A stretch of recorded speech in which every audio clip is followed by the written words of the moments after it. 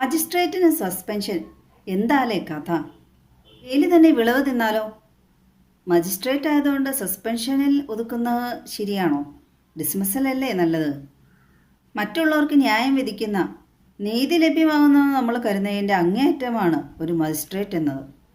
എന്നിട്ട് ആ മജിസ്ട്രേറ്റ് തന്നെ അന്യായം ചെയ്താൽ പിന്നെ താഴേക്കിടയിലുള്ള ജോലിക്കാരുടെ കാര്യം പറയണമോ? തൃശൂർ ജില്ലാ ജുഡീഷ്യൽ 1-ാം ക്ലാസ് മജിസ്ട്രേറ്റായ ടിയാറ റോസ്മേരിയാണ് ഇപ്പോൾ സസ്പെൻഡ് ചെയ്യപ്പെട്ടിരിക്കുന്നത്. തിരുവനന്തപുരം സ്വദേശിയാണ്. ഹൈക്കോടതി ജില്ലാ ചുമതലയുള്ള ജുഡീഷ്യൽ രജിസ്ട്രാറാണ് സസ്പെൻഡ് ചെയ്തിരിക്കുന്നത്. കേവലം 30,000 രൂപയ്ക്ക് വേണ്ടി റീഇംബേഴ്സ്മെൻറ്റിൽ തിരിമറി നടത്തിയിരിക്കും. സർക്കാർ ജോലിക്കാർക്ക് ആശുപത്രി കേസുകളൊക്കെ വരുവാണെങ്കിൽ അതിൻ്റെ ബില്ല് കാണിക്കുകയാണെങ്കിൽ പിന്നീട് ഔദ്യോഗികപരമായ അവർക്ക് ആ ചിലവായ തുക സർക്കാരിൽ നിന്ന് ലഭിക്കുന്നതാണ്. അതാണ് റീഇംബേഴ്സ്മെൻറ്റ്.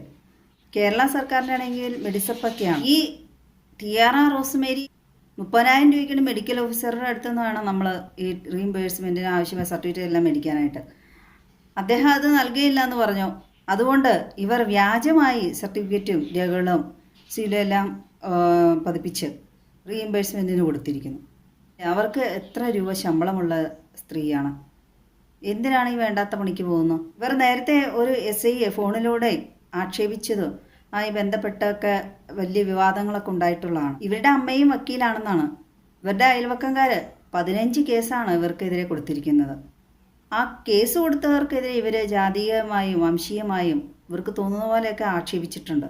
ഇങ്ങനെയുള്ള സ്വഭാവ വൈകല്യമുള്ള ഇവരൊക്കെ ഒരു സർക്കാർ സർവീസിലിരുന്ന് മറ്റുള്ളവരെ ന്യായം വിധിക്കുന്ന, പ്രത്യേകിച്ച് അങ്ങനെയൊരു സർവീസ് ചെയ്യുന്നവർ ഇതൊക്കെ തുടർന്ന് പോയിട്ടുണ്ടെങ്കിൽ എന്തായിരിക്കും അവസ്ഥ?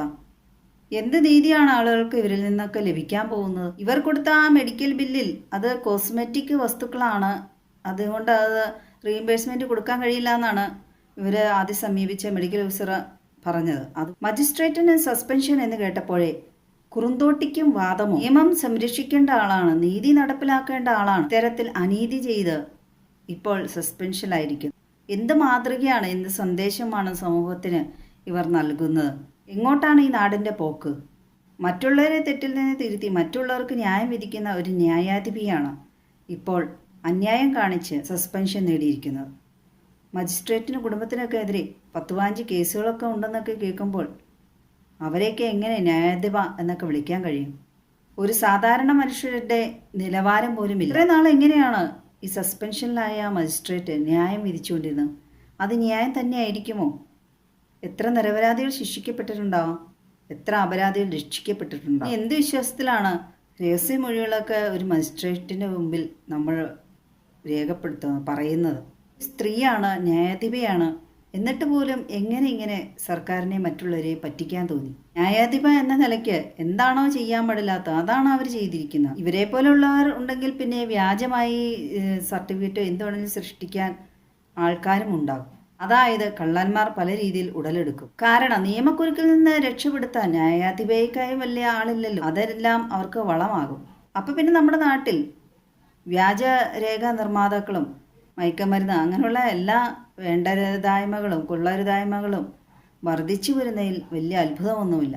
ഇത്തരത്തിലുള്ള ന്യായാധിപന്മാരൊക്കെ ഉള്ളിടത്തോളം കാലം